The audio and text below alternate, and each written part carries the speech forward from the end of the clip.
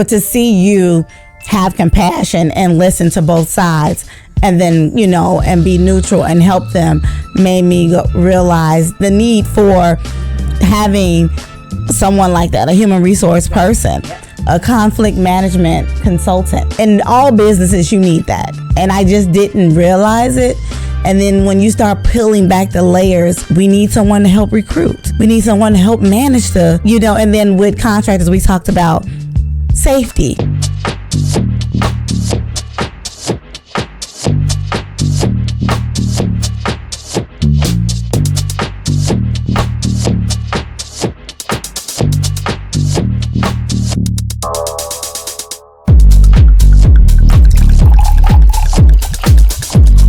Hey everyone, welcome to another episode of Wind Down Wednesday.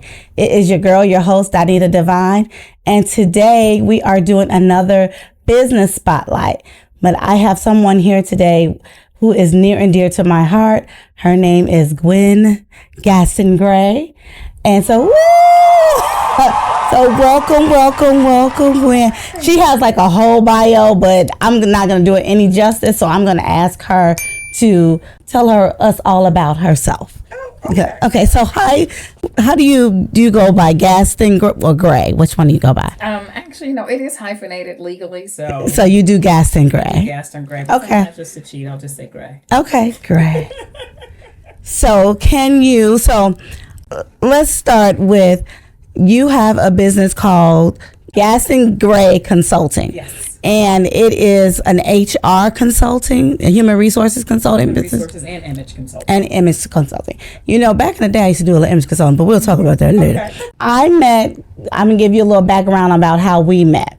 So we, as you all know, or maybe not, we have a group called the Renovation Room. And last year, around a little bit about May, June 2023, she contacted my husband, I believe, and noticed that we needed a little help.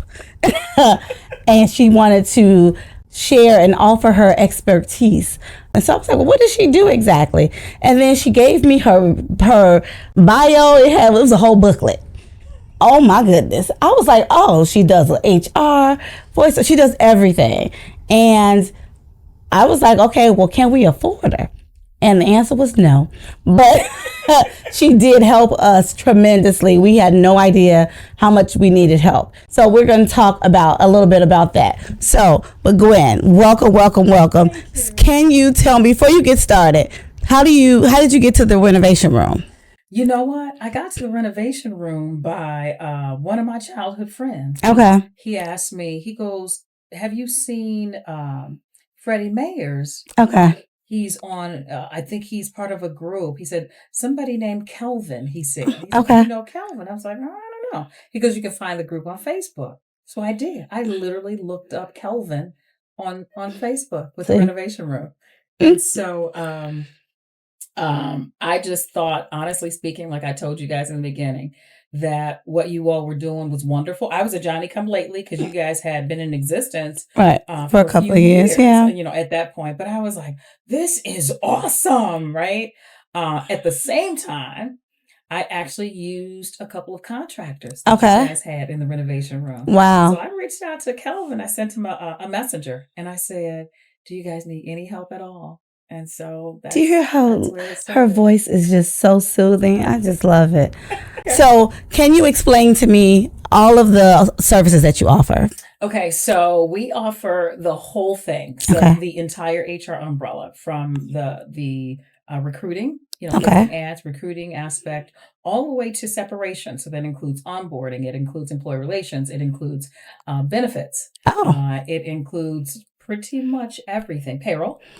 You do payroll too. Yes, wow. Payroll. Okay. So so those are the services that we offer. Gaston Gray Consulting actually has been in existence since, like 1999. Oh, wow. Yeah. And what made you start the consulting business? You know what? To be totally honest with you, being a direct hire in corporate America. I've had experience in different industries, even as a direct hire. Something was always pulling on me. Oh. I was like, oh, okay, I want to do my own thing. So I kind of stepped out there. Okay. Initially, in the late 90s. And this was when my baby was little. She was still like 6 or 7 or something like that. And then I test the waters, right?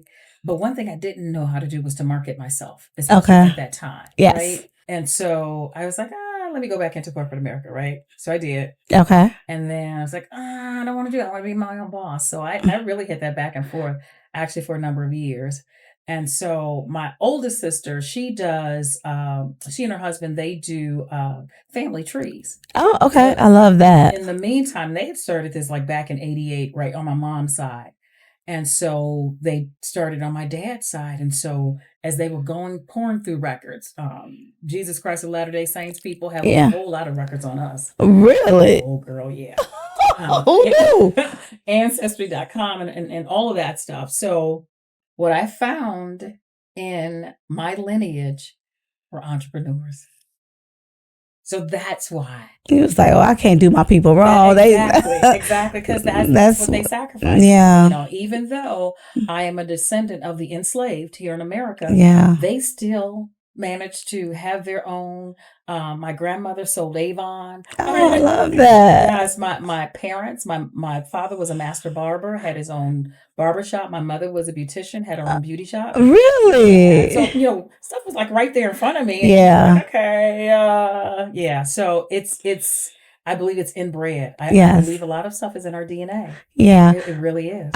You know what I do? I realized that, like you said, back, our ancestors, they were entrepreneurs. Yes. And they had whether they had their own farm, they had their own beauty salon or barbershop, tailor, whatever it is, they had it, and they kind of was the trailblazers for, our race. Yep. And so what I hate is that a lot of that didn't trickle down. It wasn't taught.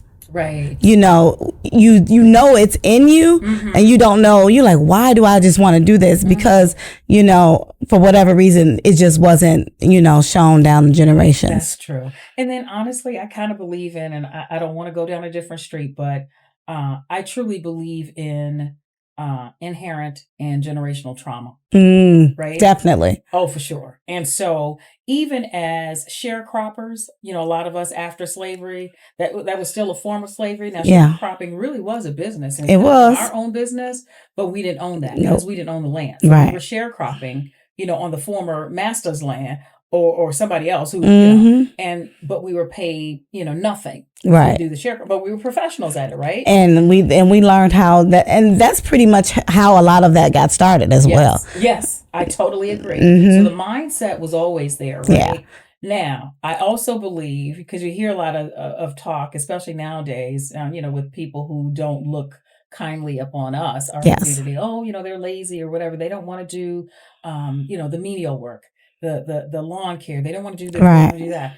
Well, I believe that inherent trauma that was passed down is because we did that for hundreds of years. Yeah. So we're tired. Yeah. Right? So we don't want to labor like that anymore. No, right? because you don't have to. Exactly. And I think that's what I've been seeing in the younger generation. They have that entrepreneur spirit. Yes. And like you said, it's embedded in you and engraved in you. And so I feel like they're like, why am I doing this when I have all these skills and I have all these ideas and they just make it work. Yes. And we have been programmed throughout the years to work a job and have a good job. Yep. And not work for yourself. Yep. So, and the reason why I went down this lane is because when I talk to you, you always make me see things in a different light. Okay. You always woke, sister. I try. I got that from my dad. Yeah, I love that. So you started Gaston Gray Consulting in 1999. And so you went back and forth from corporate America and doing your own thing. So how did you get your first client? Actually, my first client was somebody I had been previously employed by. Oh. Oh, that was good. Yeah, okay. Exactly. So to be able to, just perfect your craft and perform well, you can go back and say, okay, do you need this? Do you need a fill in? Right. My very first project. That's what I was going to ask you. Was me actually filling in for somebody who was on maternity leave. Yeah. So that's how, and it was temporary. Yeah. I got a chance to consult and step into the role until that person came back. And so that became, of course, one of the services that I would offer when people were on leave, or, even stepping in when you needed that crossover. Yeah. Right. If you're going to separate or somebody left. Yes. For me to be able to come in, step in. So they won't the business. And still recruit. Yeah. For that position. And you already know the job because you're doing it. Exactly. Yep. Huh. So did you ever have staff that you could put in the place? Actually, yes, and I still have staff. Oh, okay. But that is on an as needed basis. Depending on the client, what they're looking for, what they want.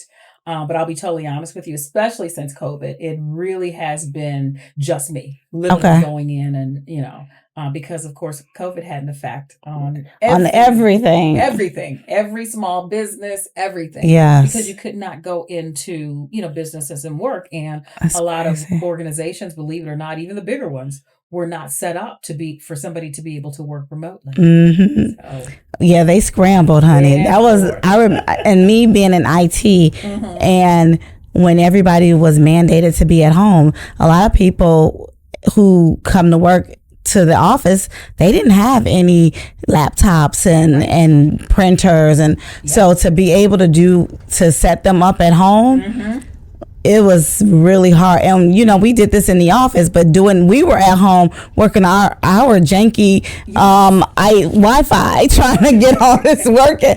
And it was a lot. So you're right. Yep. COVID was a game changer. It really was. So it was it was one of those turning points for companies where you're going to sink or swim. Exactly. And a lot of what we realized is that it made us stronger. And we were like, okay, if I can survive this, then I can make it. There's a lot of pivoting, of course, that had to happen. Yes. But I guarantee you, God forbid.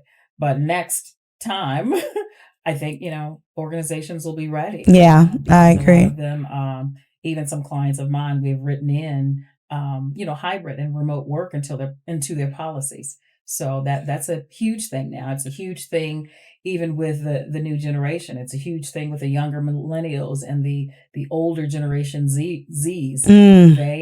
It's every question is this hybrid? Do I have to come in? Can I work remotely? Yeah, that's what I was going to ask you. How is recruiting now? Is it difficult? It's not really difficult. The thing that I love about it is also the thing I hate about it. Okay. Which is, a lot of the younger people, and my hat's off to them. A lot of times they know what they want, right? They do.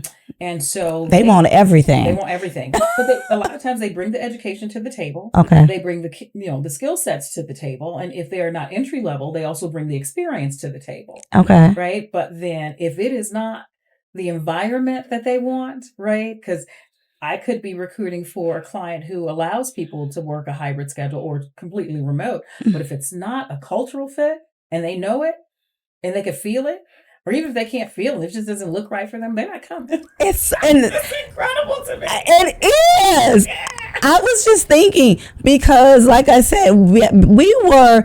Any job that was good paying, and it checked off 2 of the 20 boxes that you had. Exactly. You like, oh, that's a good job. Let me in. And then we get in there and we try to stay as long as we possibly could. Oh my goodness, yes, I'm going to retire here. I'm going to be here 30 years. I mean, I have friends that have been at organizations for 30, 40 years.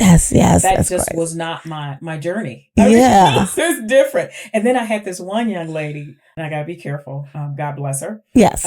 But she came to me asking for help with her resume. She was just out of school.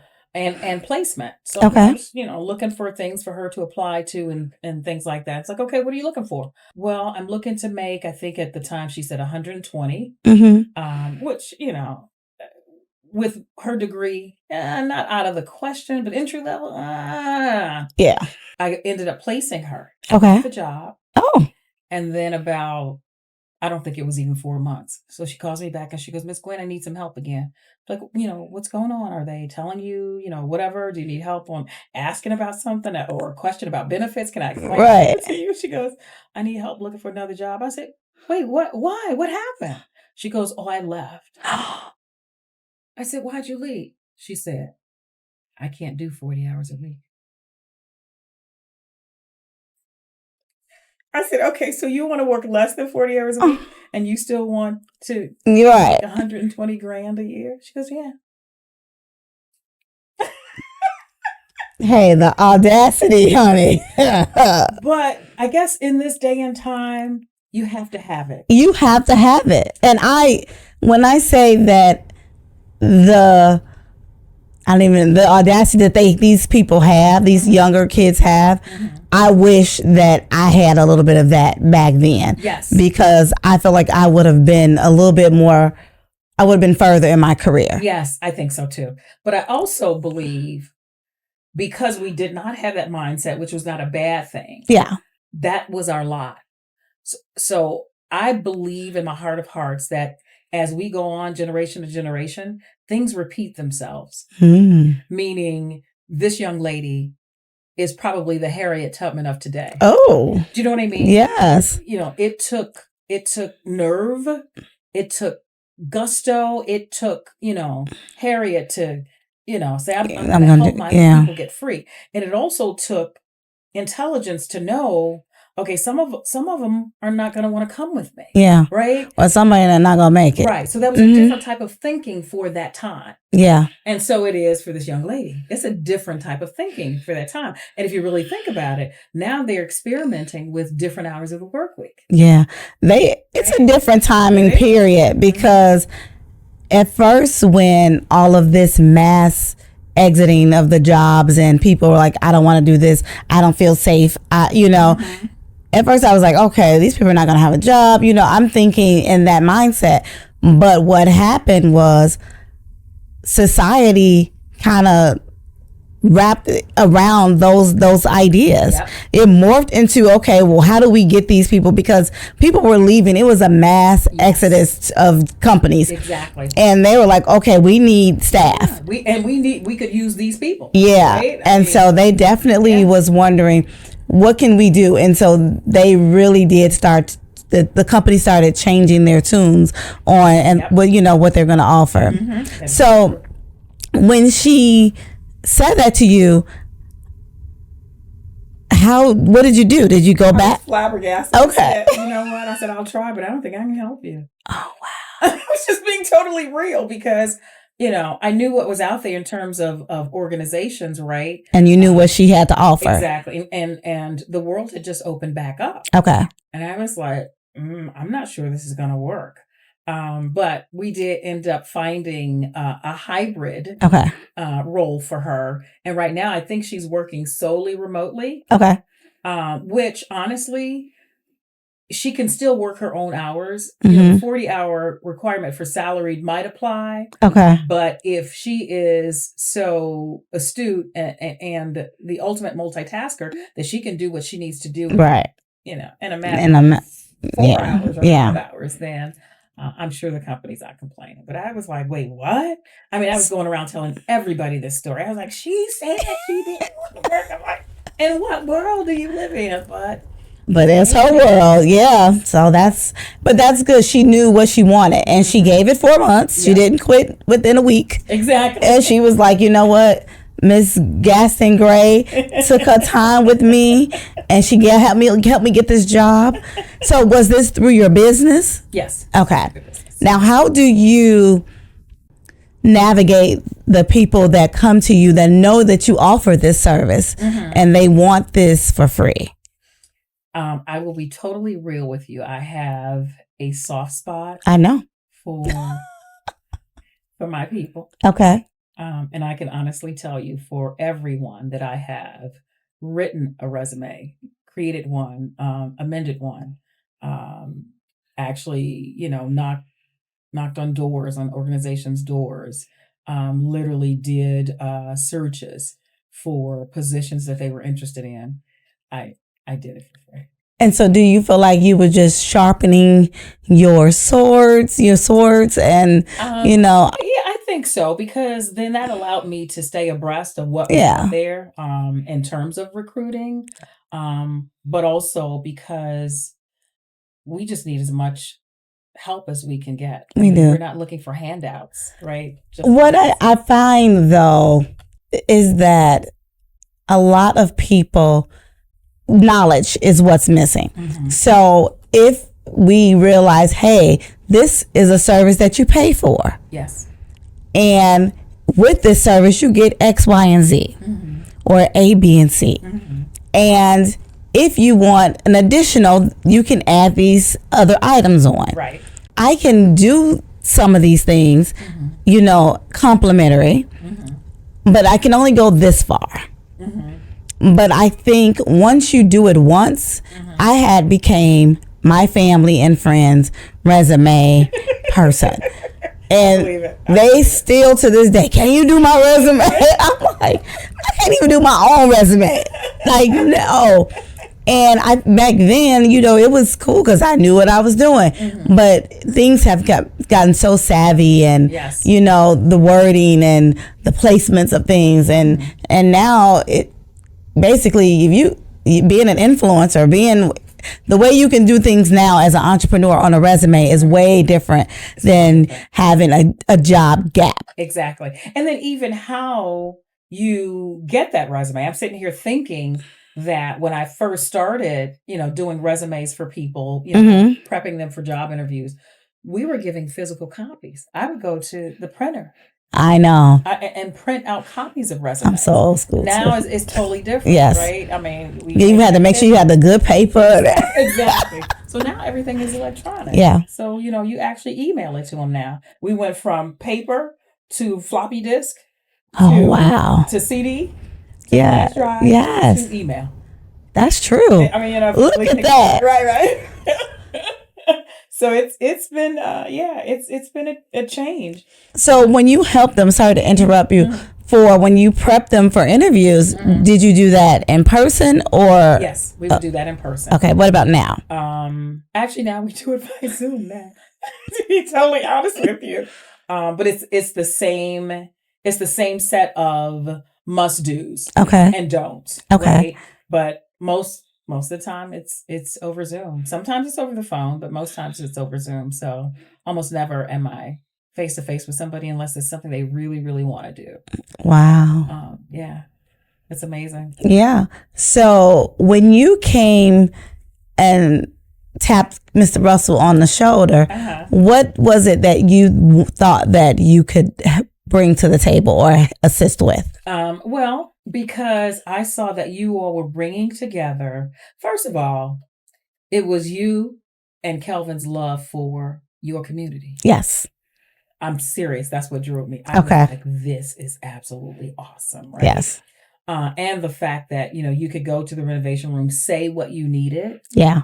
And then that pros would be recommended to you. Yes. And I thought, this is the people's competition. Yes. Right. And I was like, oh, this is absolutely awesome. And I was like, in whatever way I can, this is what I do. Yes. This is my business. This is what I offer in terms of my business. But, like I told you guys, I said, whatever you need. Yeah. If you need some administrative help, you need somebody to type, answer emails, reach out, make phone calls. I know. Because wow. I believe in you all. I still believe in you all. And we believe in you. I'm like, you all are going places and I love it. I love to see my people succeed. I love it. And when we met you and just watching, so for one, how you are so calm, your voice, and how you helped the contractors and you helped with any disputes, mm-hmm. and you just cared. Yeah. And I'm like, okay, this is not her normal,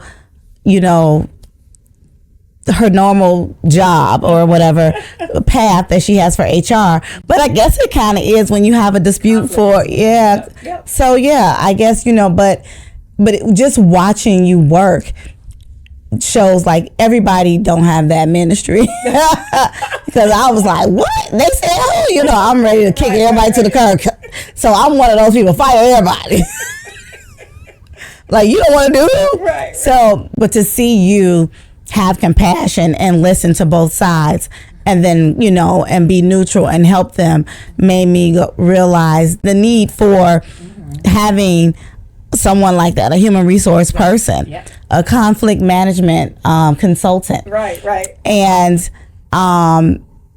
it just, when in all businesses, you need that. And I just didn't realize it. And then when you start peeling back the layers, we need someone to help recruit. Right. That's right. We need someone to help manage That's right. And then with contractors, we talked about safety. Yep. And so it was so many different things. And I was like, dang, Gwen. I was like, it's a lot.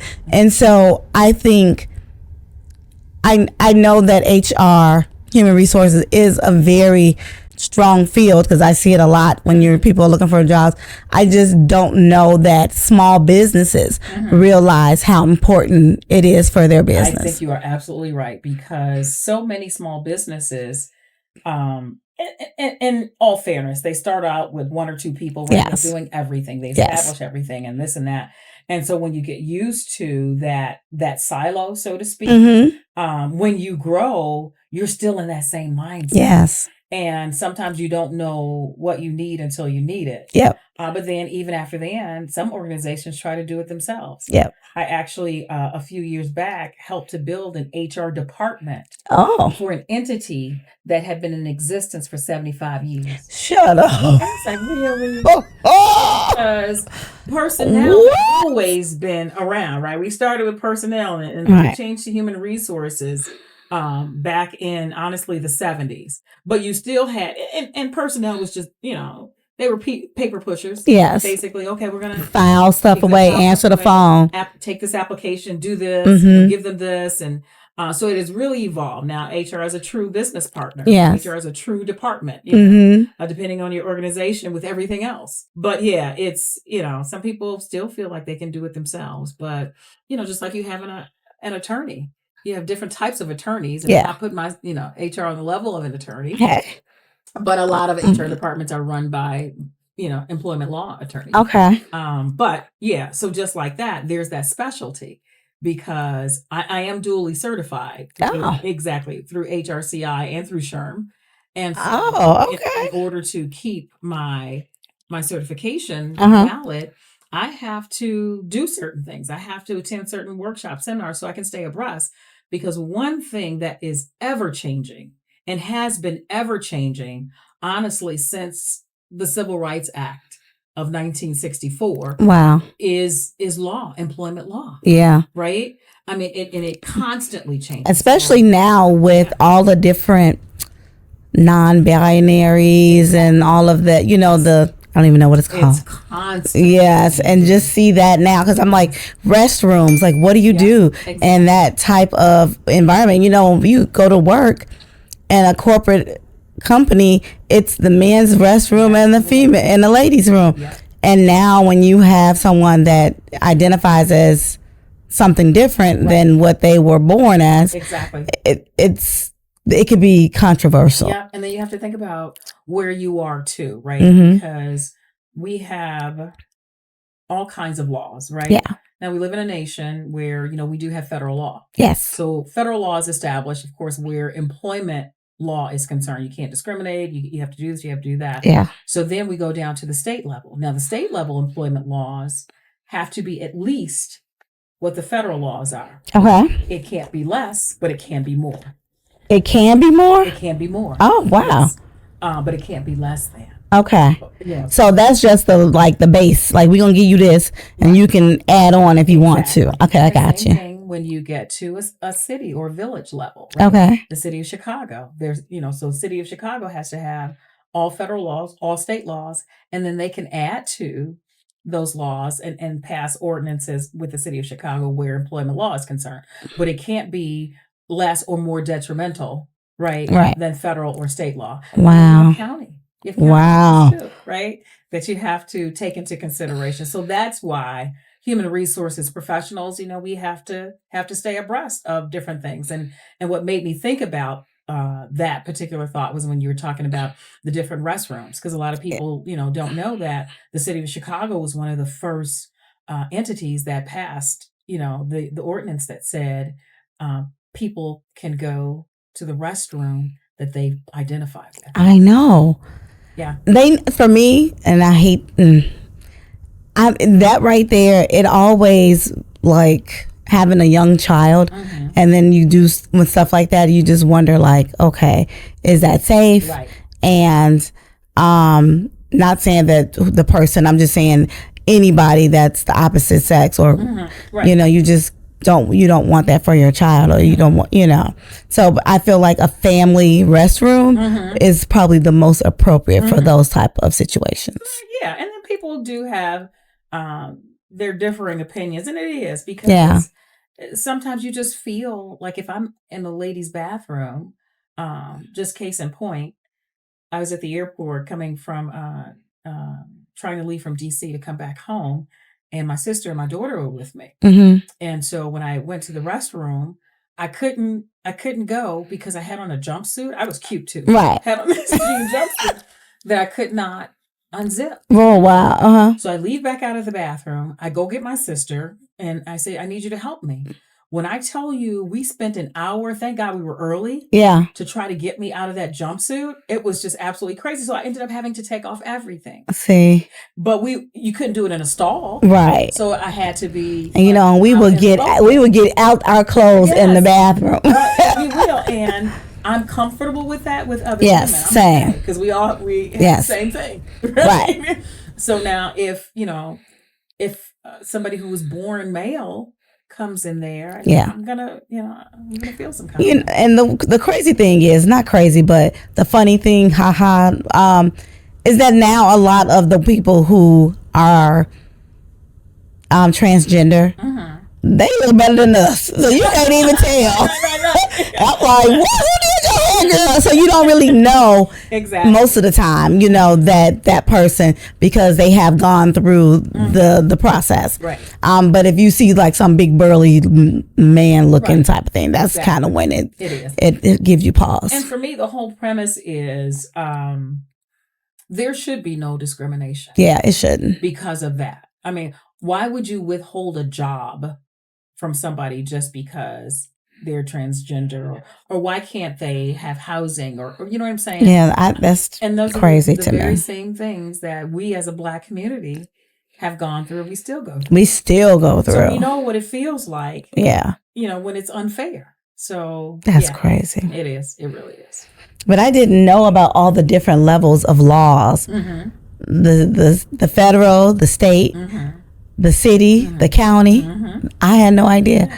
I mean, I guess I kind of, it's one of those things you just don't think about. Right. But it makes sense. Yeah, it makes a lot of sense. And so a lot of the laws, especially since 1964 have been, and it's been slow coming. It's still slow coming. And they've tried, or they have rolled some things back, which is absolutely positively ludicrous.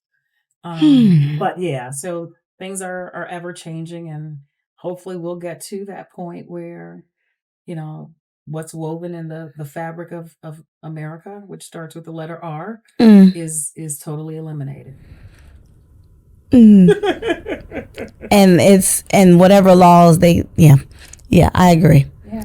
So tell me, I remember you said that in your bio, but I also know this because I know you.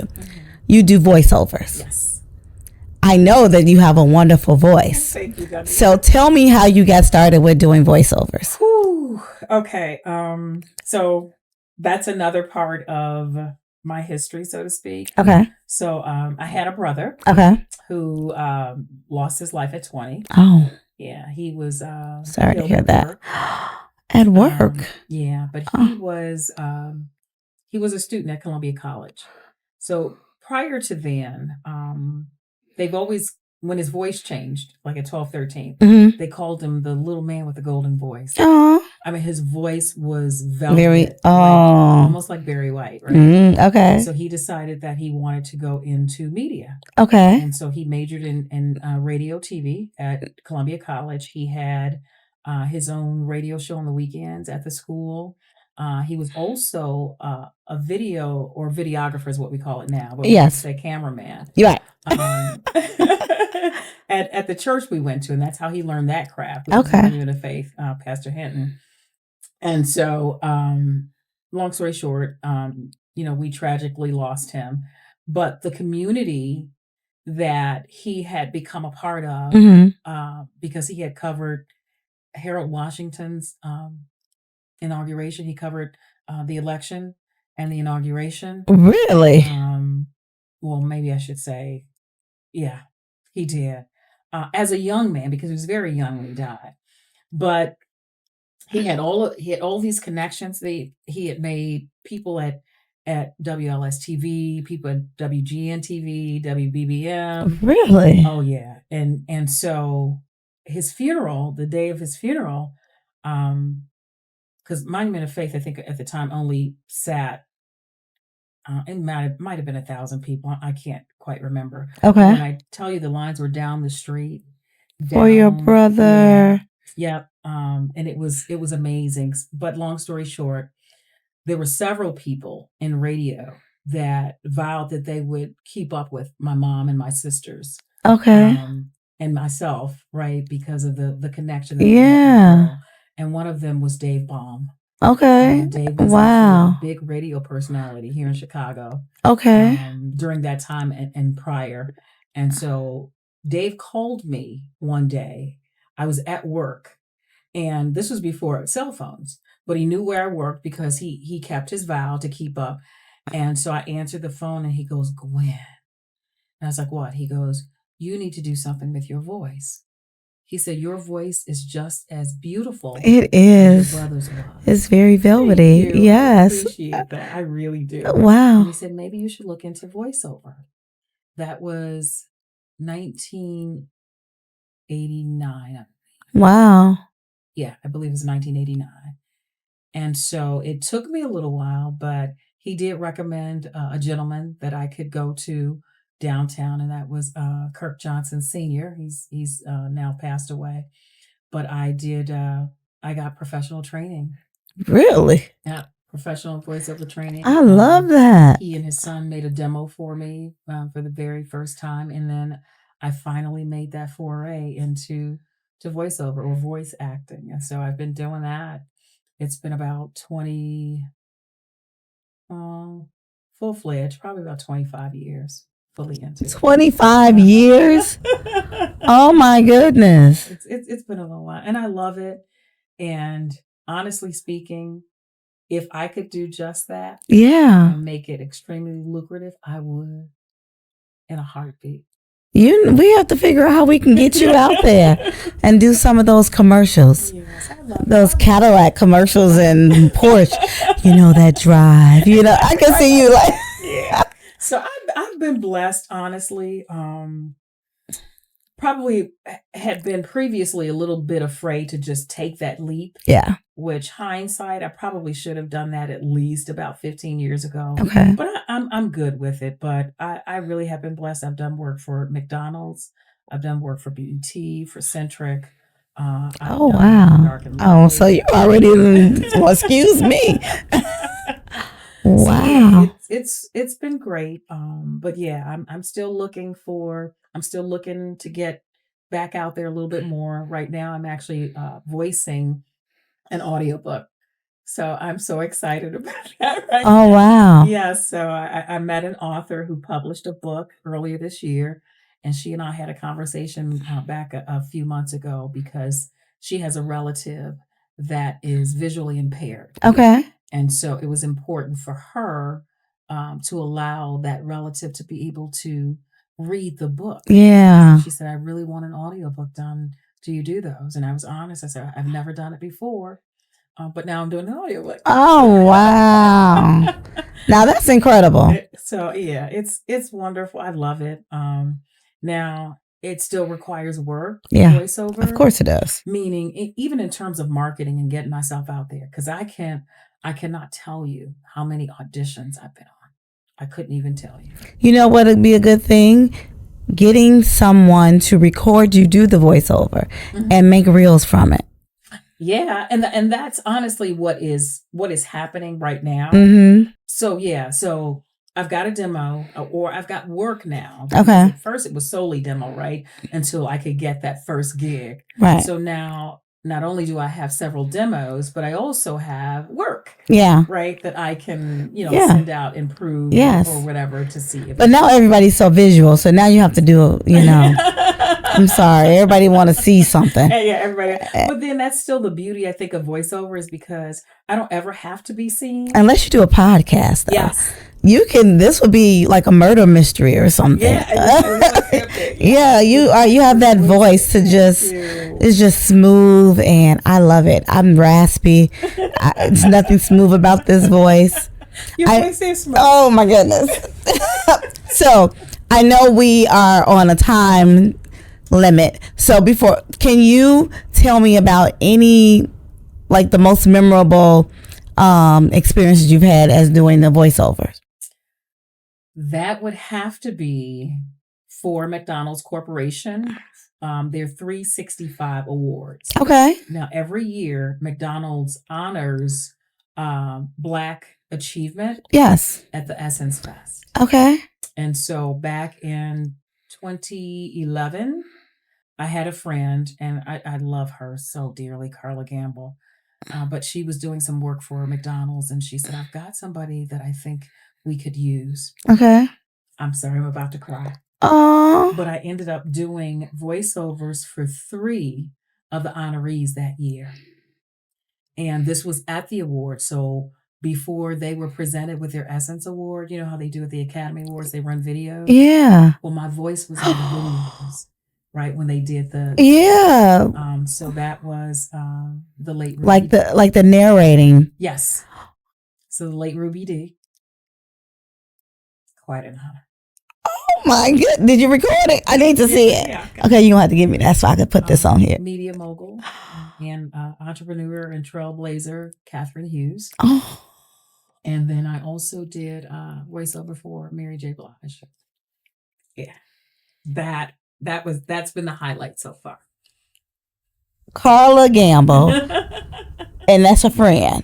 That's a real friend. Yes, exactly. That's a real...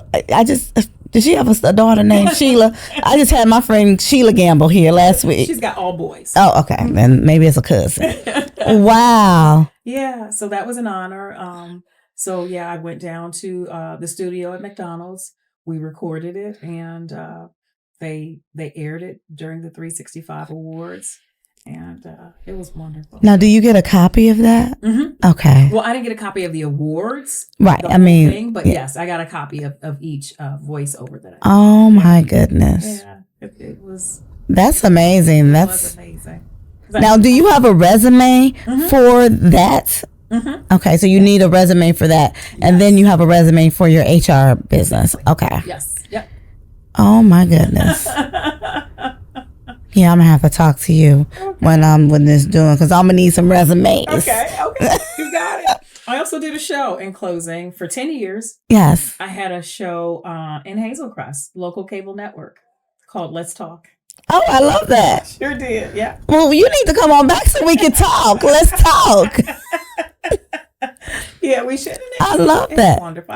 I love. Well, as you can see, I love talking. Yes, and I love listening. See, this is when you don't even need, because she's going to give you all the content, honey. Right. She has a resume, a plethora of things that she does. I appreciate you. I know you had another project that you were working with some famous people. Yes. So how's that going? It's actually going really well. I'm like, okay, Jesus, because it seems like it's taken a long time. But shout out to my big brother, Robert Terrell Cummings, Terry Cummings. NBA great, DePaul basketball great. Yeah. I've been working with him since 2021. Oh my God. Really? Okay. Yeah, so we were still in the middle of COVID. Yeah, I was going to say. I did, and honestly, I still have a podcast Mm-hmm. that I'm really, I got to go back to work on it. Mm-hmm. It's called Black Taboo Talk with Gwen Gaston. Okay. And Terry Cummings actually was my very first guest. Oh, I love that. So I interviewed Terry in February of 2020. Okay. Because the NBA All-Star Game was here in Chicago. Yes. And so he was a guest. I was also supposed to have Tyrone. That was February 2020? February 2020.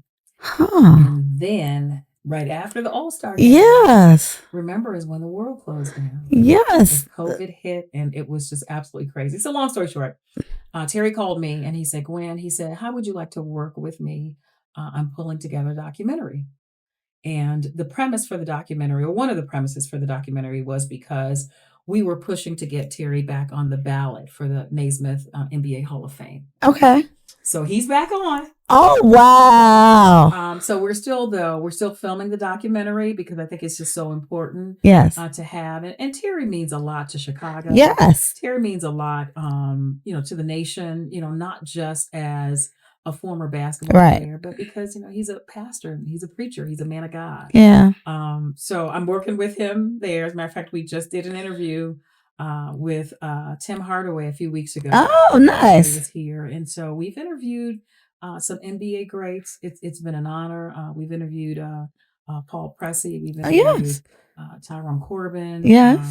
So we've been traveling all around. We got some more people that we're So you're traveling with him. I'm traveling with him. Wow. So we've got a lot more we got to do. We've got now how does your husband feel? You just seem like you're busy. Yeah, I am. For the most part, I don't think he minds. Okay. Like, okay. Y'all been together. Yeah, okay. So your honey-do list is getting shorter probably. Exactly. So he does not mind. Right. So so we're working on the documentary, and as soon as it's done, I will let you know. Yes. And because there'll be a big push, of course. I can say a movie screening or something. That would be nice if we can do something like that. Yep. Like we. See, I just put myself in there.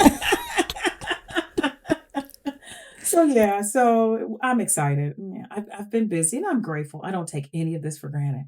I don't even take the relationship I have with you and Kelvin for granted. No, you're family. I told you my aunt was like, she presented at our gala last year. She presented an award. And when I tell you, when she speaks, the room listens.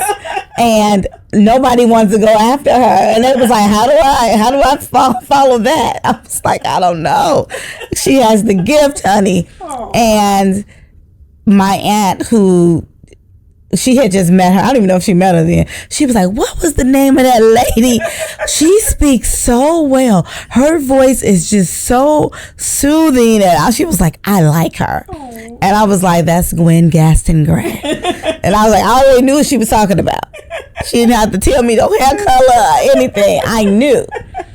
And so you do, your reputation, your everything about you precedes itself. And so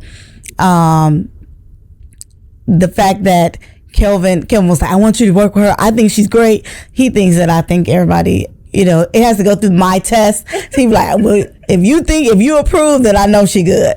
And when I met her, I was like, I love her. And he was like, see, I told you. So you have been just like a family member, and he helped us because we had no idea. We are still learning. Yeah. And so as we grow, we would definitely love to work with Gaston Gray Consulting and getting us to the next level. So I truly. Oh, thank you. Well, that's a two-way street. Yes. Because you guys have helped me too. And then we are family. There was just that immediate connection. Yes. Right?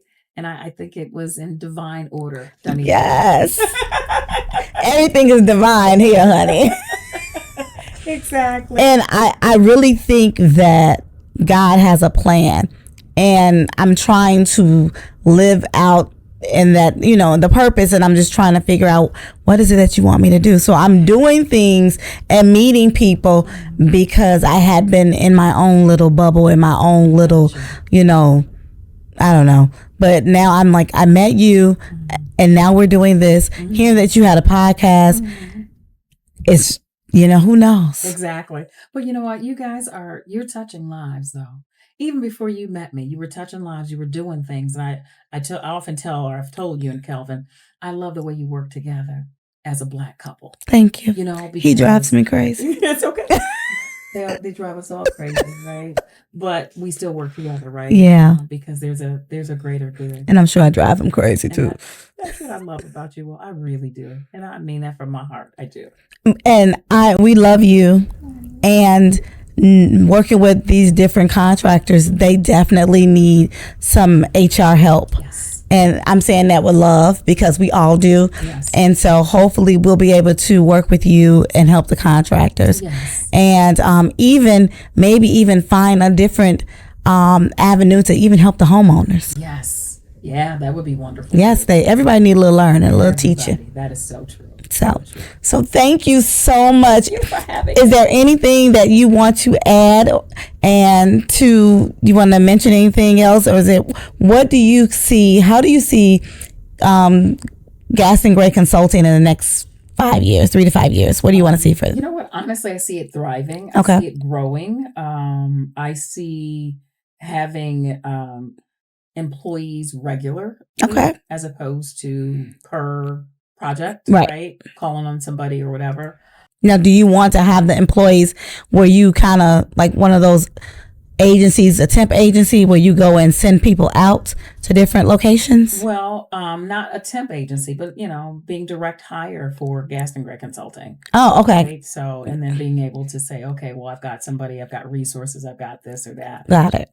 So I would direct hire them, but then I would actually, I guess, hire them out, so to speak, or whatever is needed. And a lot of stuff is digital now. Yeah. Even in the creation of employee handbooks or something, so I can have somebody working on that, and Yeah, the great thing is now everything is digital, so you can do so many things and reach so many people way before you could do, because before it was all kind of local. Exactly. You only had this demographics to work with. Now. Yeah. The sky is the limit. Google Drive and all that stuff. Exactly.